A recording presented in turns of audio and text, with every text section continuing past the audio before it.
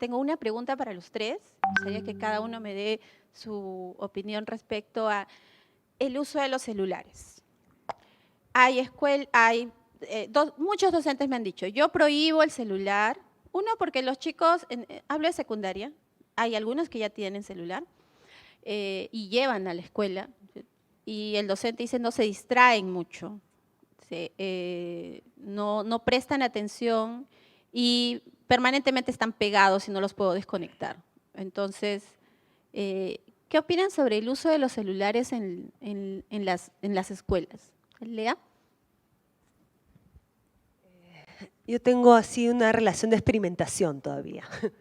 Creo que como principio siento que es un recurso importante que hay que aprender a usarlo.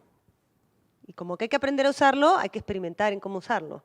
Y hay varios factores, o sea, está el factor instrumental, de aprender a utilizar bien esto. Por ejemplo, yo tenía el Google Science acá, pero no sabía dónde utilizar la herramienta que Juan sí sabía dónde usarla. Era un tema instrumental, tenía el app, tenía todo, pero necesitaba manejar la parte instrumental. Esta es la parte que menos me preocupa, porque la podemos aprender. Cómo tomar una foto, cómo poner un filtro, cómo mejorar ciertas cosas, cómo, por ejemplo, cuando mandas un WhatsApp, yo a veces no sabía poner varias imágenes y mi hijo me dice, ay, arrastra acá, pon acá. O sea, hay trucos que son instrumentales.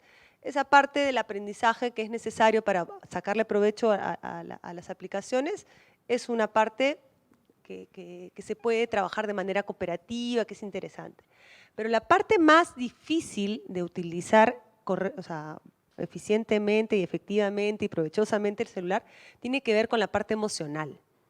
Y esa parte todavía no la resuelvo, porque va a depender de cada grupo. Y hay varios estudios en que se está demostrando que hay un nivel de ansiedad, ¿sí?, muy relacionada al manejo del celular y a dónde tienes el celular. Por ejemplo, yo trabajo también en la universidad, les comentaba, y hay estudios en universidades en Estados Unidos que se han hecho de medir la ansiedad que te genera el mirar el celular dependiendo de la distancia a la que la tienes. Si lo tienes acá, vas a estar más propenso a estar buscando información, que es lo que nos ha sucedido a todos, porque vamos poniendo, buscando, etc. Si la tienes dentro de tu bolsa, pero al lado de tu bolsa, tu ansiedad se reduce, pero igual la vas a sacar. De repente no vas a mirarlo cada rato, pero a la mitad del tiempo que si lo tuvieras acá. ¿Dónde se reduce esa ansiedad por estar viendo qué novedad hay? Porque no estás queriendo utilizar el celular para mi Google Science, medir, sino para ver si me dieron un like, para ver si tengo algo más, si tengo una notificación. O sea, es para ver qué cosa hay, no para hacer algo. Pero si yo tengo esto dentro de mi mochila, lejos, o sea, al final del salón, se me va a reducir esa ansiedad. Y esa ansiedad va a permitir concentrar, o sea, mis energías y mi disposición y mi atención para las actividades de aprendizaje que necesito. O sea, hay un tema instrumental y hay un tema de disposición, de preparación y de atención. Si yo no estoy atento, no se van a producir los aprendizajes. Entonces, hay un factor de distracción que hay que entrenarse. Para mí eso es lo más difícil, ¿ah? O sea, ¿cómo entreno mi atención para que esto se convierta en una buena herramienta? Porque lo que yo veo es que la ansiedad que me genera estar pendiente de qué vino hace que mi atención para el aprendizaje, para utilizar esto, para lo que tengo que utilizarlo, se diluya. Entonces, son las habilidades socioemocionales que tienen que estar adelante de las habilidades digitales para que podamos ser una persona, un ciudadano que utilice eficientemente las tecnologías para los propósitos que yo quiero. Estamos hablando de la autonomía de la persona. Si yo no controlo esta ansiedad, no tengo autonomía. Entonces, para mí los celulares es el reto que me genera trabajar con celulares en clase con mis alumnos, tiene que ver con cómo gestiono la autonomía personal y el autocontrol. Y me parece fantástico, hasta ahora no lo he logrado, ¿eh? O sea, hay días que van bien, hay días que no van bien. Puntos de partida, consensos con las personas con las que estamos, ¿no? Oye, ¿cómo vamos a utilizar esto? Si necesitamos utilizar el celular, ¿por qué tienen que subir acá, tienen que buscar, tienen que compartir, ¿no? O sea, tengo en clase resultados que mostrar, por ejemplo, tengo una clase de inteligencia que se llama inteligencia corporal. Trabajo con mis estudiantes sin zapatos en el suelo, ¿ah? Con mats. Pero tienen que crear situaciones y luego filmarlas y compartirlas en un grupo en Facebook. Entonces le digo, ya, mientras están en la etapa de exploración, durante 1 hora, 0 celulares. Cuando ya lo tienen creado, sacan sus celulares, lo filman, lo editan y lo suben. Entonces ponemos reglas, en este momento sí, en este momento no. Porque si no la atención se va. Luego, cuando trabajamos en proyectos, es más libre, pero si digo, mira, está bien para los proyectos utilizar el celular, pero si tú estás, y uno sabe cuando uno está chateando con otra persona y te está quitando la atención, rompes la regla del juego y nadie usa. Y me pongo radical, me pongo un poco binaria ahí. Entonces voy buscando soluciones, o binarias, si no traigo canastitas. Digo, vamos a poner en reposo los celulares. Y los voy poniendo, y aquella persona que sí tiene autocontrol, tiene el celular, y aquella persona que no demuestra autocontrol, lo pone en la canastita. O sea, voy ideando formas, pero a lo que voy es que para mí el tema del uso del celular, más que la parte instrumental, es la parte emocional. Y varía de acuerdo a la edad, y es peor en la adultez.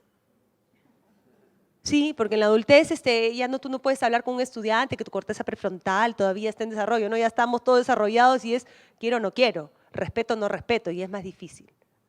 Pero ahí se los dejo.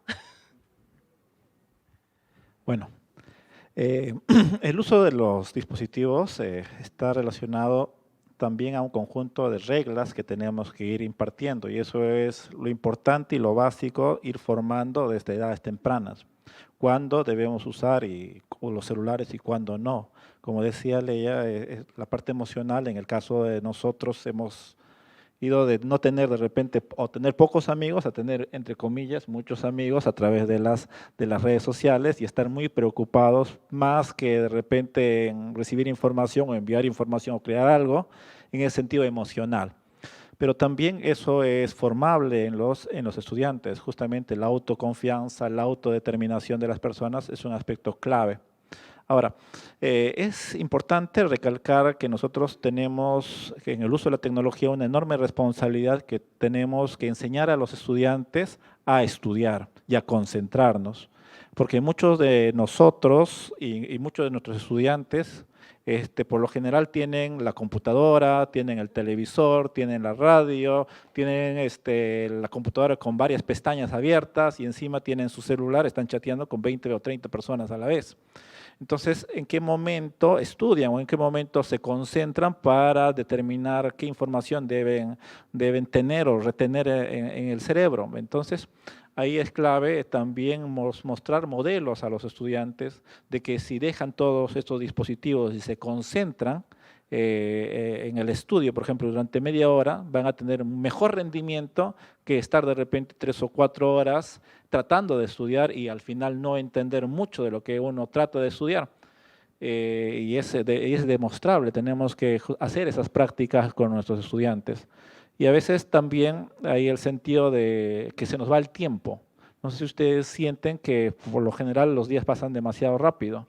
Y es justamente porque antes teníamos de repente 10 o 20 minutos más, pero ahora esos 10 o 20 minutos más dentro de 1 hora los pasamos revisando simplemente el celular y ya se pasó el tiempo. Entonces, es formar reglas y es también demostrarnos a nuestros estudiantes cómo usar adecuadamente el tiempo, porque si no empezamos a obtener la queja de los propios niños, ¿y en qué momento voy a jugar? ¿En qué momento voy a tener actividad física?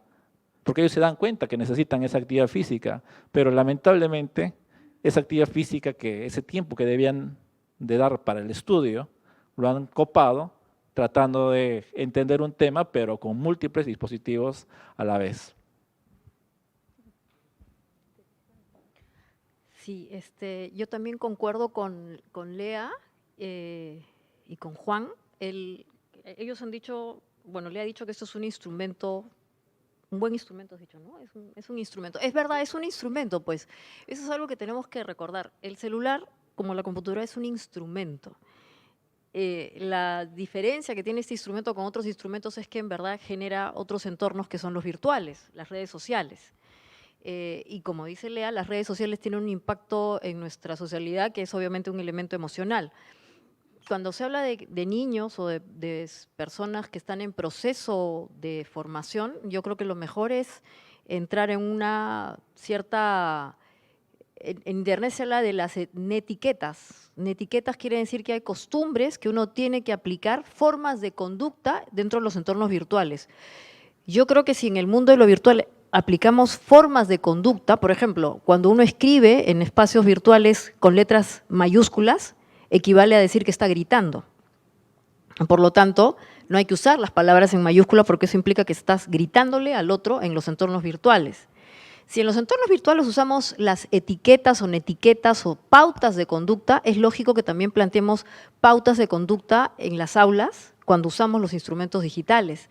Y uno de esos es obviamente el para qué, ¿no? O sea, le he dado un ejemplo muy valioso. O sea, si el celular me va a servir a mí como un instrumento para capturar información o para agregar valor a algo, bueno, lo usamos en ese entorno o en esa lógica. Y nada más, porque en efecto sí va a tener un efecto directo en nuestra concentración. Cuando somos adultos es otra historia y ahí hay otros temas más interesantes para debatir, pero en procesos formativos lo mejor es utilizar el celular como un instrumento y yo estoy de acuerdo con eso. Hay muchas escuelas en el mundo, incluso hay muchos gurús de la tecnología que a sus hijos no le dan el celular para que vayan a la escuela, ¿no? Entonces, desde Mark Zuckerberg hasta Bill Gates no consideran que es importante porque en efecto hay un impacto en la concentración. Entonces la palabra clave es recordar que los celulares son instrumentos, como instrumentos deben estar sometidos a una cierta lógica, ojalá utilitaria, mientras estamos aprendiendo algo. Cuando somos adultos ya tenemos el otro asunto, es cómo gestionamos esto que mencionó Lea, la ansiedad o la hipersociabilidad que nos generan las redes sociales, pero eso es otro asunto, ¿no? Sí, muy interesante esto por ejemplo, cómo realmente nos estamos regulando, ¿no? Cómo nos genera ansiedad el dispositivo y imagínense a un estudiante o a un joven de 15, 12, 13 años que ya tiene un dispositivo, se autorregula o se vuelve más dependiente. Y esto que nos quita el tiempo, es verdad, ¿no? O sea, ya inmediatamente tenemos un tiempo disponible y ya estamos revisando el celular. Bueno, miren, tengo algunas preguntas muy interesantes. Algunas ya son más como para un taller, porque ya nos preguntan el tema de la evaluación. ¿Sí? Quisiera quizás abordar esto, porque es algo que casi todos los docentes nos preguntan, ¿no? Y Lea lo habló en algún momento, pero quizás para precisar, Juan también habló de eso. No sé cuál de los dos nos quisiera responder sobre el tema de la evaluación. ¿Cómo empezar? ¿Está bien utilizar un examen para poder evaluar la competencia digital? ¿O qué precisiones podríamos contemplar para poder diseñar instrumentos que evalúen la competencia digital? No sé, Lea, Juan, quizás los dos. Bueno, igual, una competencia, ¿cómo se evalúa? Es que una competencia tiene que demostrarse que sabes, que manejas conocimiento, que tienes una serie de destrezas y una actitud. Por lo tanto, el examen de conocimientos va a evaluar nivel 1 de la base que necesitas para la competencia. Si recordamos a Bloom, te va a evaluar si sabes algo que te va a ayudar. Por ejemplo, si conoces que la netiqueta, ¿no? ¿Sabes de la netiqueta? Sí sé, no sé, mayúsculas, ¿qué significa tal cosa? Un examen te va a decir, ¿sabes o no sabes eso? Pero no te va a hacer competente.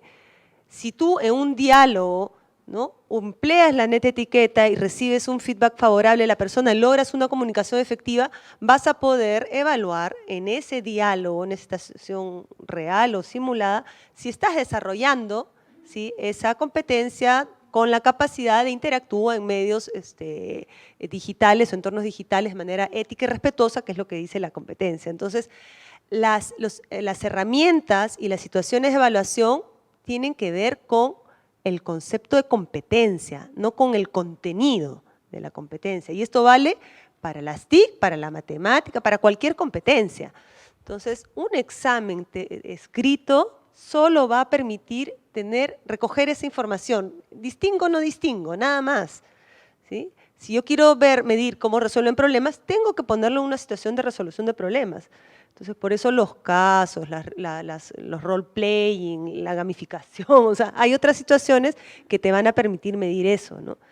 Y yo diría que la evaluación de una competencia tiene que tener varias estrategias.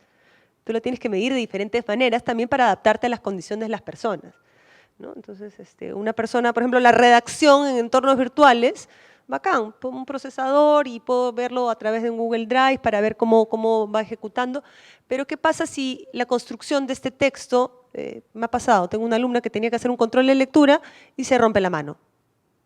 Tiene que construir un texto, bueno, le digo, pero grábame un podcast y te manda el podcast, ¿no es lo mismo? O sea, puedo medir la competencia de construcción de un texto, porque los textos no solamente son escritos, ¿no? Son orales, y puedo utilizar, las condiciones, la tecnología, para poder evaluar cómo se ha desarrollado eso. Entonces, centrémonos en el aprendizaje y no en el medio, y el medio va a ayudar a ser visible. La tecnología hace visible el aprendizaje, eso es lo que me encanta. Sí, bueno, en el mismo sentido es importante utilizar diferentes herramientas, pero a la vez también hay un componente subjetivo, no se olviden, en la evaluación. Entonces, muchas veces nos damos cuenta que el alumno sabe, pero en las herramientas dicen lo contrario. Entonces, ahí hay que discernir adecuadamente cuándo utilizar la herramienta, en qué nivel tengo que utilizar la herramienta y cuáles son los otros componentes subjetivos también de la evaluación que no se pueden expresar a través de las herramientas.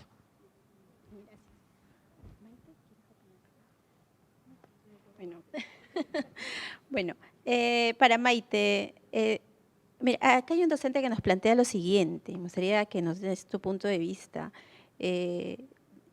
La exigencia en la educación es abrumadora, permanentemente se les pide capacitación, preparación de clase, revisión de exámenes, el trabajo docente quita la vida personal de nuestros docentes, porque tienen que hacer mayormente trabajo fuera del aula, en madrugadas, provoca estrés, el nivel de vida. Frente a todo eso, sí, sí, ¿cuándo pueden innovar? La solución son los espacios de co-creación. Están de moda los espacios de co-creación. Aquí en el Ministerio de Educación hay un Minedulab. Yo creo que es importante que empecemos a buscar espacios y tiempos para no solamente relajarnos, sino explorar. Y tal vez eso puede ser algo que la tecnología puede facilitar, ¿no? Aprender a usar un instrumento tecnológico toma un tiempo, no necesariamente es mucho tiempo, pero sí es un tiempo. Y en ese proceso a veces uno también aprende cosas que es importante compartir, por ejemplo, con otro docente. He visto este mapa de recursos, es alucinante lo que nos han mostrado acá. O sea, tienen ahí mapeado todos los recursos a nivel de Lima, ¿era, no? De Perú, imagínate. Entonces, no hay posibilidad de poder crear como comunidades que te permitan a ti ir a visitar estos lugares y reutilizar o utilizar esos instrumentos. Eso es bien valioso porque no solamente le estás dando un uso adecuado a ese activo, sino que también el mero hecho de voy a ir a visitar al otro docente para ver cómo lo hizo, ya es una manera también de aprender y de explorar, ¿no? Entonces, en efecto, sí, yo sé que la carrera docente está basada en estándares, porque así tiene que ser. Pero encontrar en el tiempo de tu 100%, y eso también se puede manejar, ¿no? Un 30% que esté vinculado a exploración y a innovación es vital. En las organizaciones, cuando se habla de gestión de la innovación, hay dos formas de innovar como una política, ¿no? De la corporativa. Una es tratar de identificar a las personas que tienen ciertas características de personalidad que no son tan estándar, o sea, o que son un poquito más diferentes, ¿no? Entonces, dicen que de una población X de personas, más o menos el 15% corresponde a la gente que es llamada a hacer cosas diferentes, innovadoras, disruptoras, etcétera.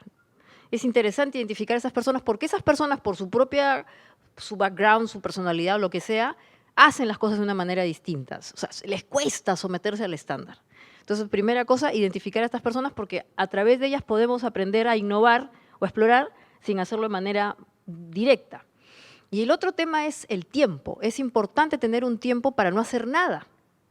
porque ese no hacer nada, que es mi rutina, me permite a mí salir de la famosa caja que todo el mundo utiliza ahora, ¿no? Salir de la caja. O pensar de una manera distinta. Entonces pensemos de un 100%, por lo menos que un 15% de tu tiempo esté vinculado a hacer algo distinto, te ayuda justamente a poder explorar de otra manera, bajo otra perspectiva, problemas que hoy día tienes en tu vida diaria. Entonces ese 15% ustedes se lo pueden otorgar, no es mucho. Puede ser también diario o puede ser semanal. Como decía, en las empresas, en las organizaciones que está de moda ahora hablar tanto de innovación, se utiliza esto ya como una política, ¿no? Todo el mundo tiene que tener su 15% para generar nuevas ideas o explorar, porque es una manera también de refrescar y obviamente salir del hábito que es típico, porque en efecto de eso se vive también, ¿no? Muchas gracias. Sí, por ejemplo, este ha sido un espacio que nos ha permitido congregarlos a ustedes y compartir con estos expertos que a través de su trabajo, de sus experiencias, nos han podido mostrar y compartir un poquito de lo que saben. Yo les agradezco muchísimo. Ya hemos llegado al final del panel. Por favor, les pido un gran aplauso para todo lo que nos han presentado.